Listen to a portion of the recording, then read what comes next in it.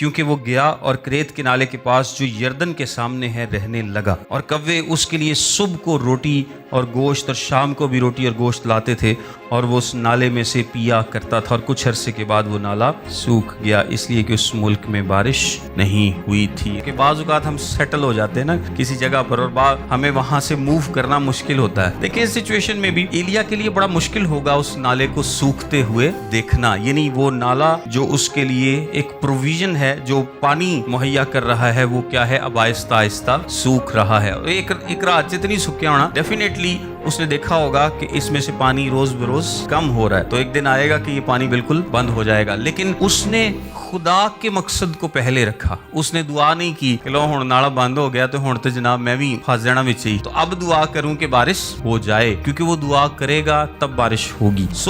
वो अपने मकसद को नहीं बल्कि खुदा के मकसद को आगे रखता है, और उस नाले को वो खुश्क होते हुए देखता है। इसमें भी एक बड़ी खूबसूरत इमेजरी है कि बाज़ औक़ात हमारी जिंदगी में भी बहुत सारे नाले होते हैं जो कि आहिस्ता आहिस्ता खुश्क हो जाते हैं। इसमें शोहरत का नाला हो सकता है कि हमने खूब शोहरत को एंजॉय किया, लेकिन अब क्या है, वो नाला आहिस्ता आहिस्ता खुश्क हो रहा है। हमने सेहत के नाले को बड़ा एंजॉय किया, लेकिन अब वो नाला आहिस्ता आहिस्ता खुश्क हो रहा है। हमने मालो दौलत के नाले को एंजॉय किया, लेकिन अब वो नाला खुश्क हो रहा है। बहुत सारी जिंदगी में आप फैसिलिटीज, बरकत, खुदावंद के गिफ्ट्स देखते हैं जो कि आपकी जिंदगी में मौजूद होते हैं, लेकिन एक वक्त आता है कि वो आहिस्ता आहिस्ता खुश्क होना शुरू हो जाते हैं। अच्छा, खुदा ऐसा क्यों होने देता है? ये बड़ी जबरदस्त सीखने वाली बात है कि खुदा इसलिए ऐसा होने देता है ताकि आप कभी भी गिफ्ट्स पर दिल ना लगाएं, बल्कि खुदा के साथ दिल लगाएं। क्योंकि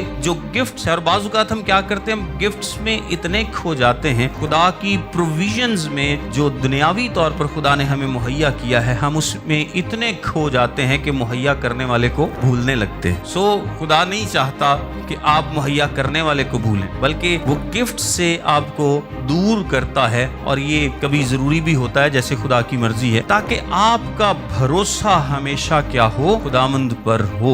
यानी एक इनकम का सोर्स है, आपको लगेगा कि यार ए वाला सोर्स थे सारी उम्र ही ना मुक्के ना थे चासी आ जाए, पंजाबी चीजें में कहते हैं, मतलब ये ना खत्म हो मुझसे, ये वाला सोर्स जो है ना, ये ना मेरा खत्म हो, यहाँ से मेरी इनकम लगी रहे। लेकिन क्या है कि वो आहिस्ता आहिस्ता एक दिन वो सोर्स क्या होगा, खत्म हो जाएगा, और खुदा एक नया सोर्स मुहैया करेगा, खुदा एक और सोर्स देगा। इससे क्या है कि आपका दिल जो है वो सोर्स के साथ नहीं लगेगा, उस गिफ्ट के साथ नहीं लगेगा जो खुदा ने मुहैया किया था, ऑल्दो वो भी खुदा ने मुहैया किया था। लेकिन जब खुदा नया जरिया आपको देगा, नया गिफ्ट आपको देगा, तो फिर आपका दिल किसके साथ लगेगा, खुदा के साथ लगेगा। आपकी तवज्जो खुदा की तरफ होगी, मुहैया करने वाले की तरफ होगी, ना कि उसकी दी हुई चीजों की तरफ होगी। और ये बाइबल हमें थ्रू आउट सिखाती है कि हमारा जो ध्यान है, हमारी जो तवज्जो है, वो हमेशा किस पर होनी चाहिए, देने वाले पर होनी चाहिए, आसमानी बाप की तरफ होनी चाहिए, नूरों के बाप की तरफ होनी चाहिए, ना कि उसकी दी हुई चीजों की तरफ। उसकी दी हुई जो चीजें हैं, वो आपको पता है इस दुनिया में जो दी हुई चीजें हैं वो फानी हैं, वो खत्म हो जाएंगी, लेकिन खुदा जो है वो गैर फानी है, उसकी मोहब्बत गैर फानी है, वो हमेशा कायम रहेगी।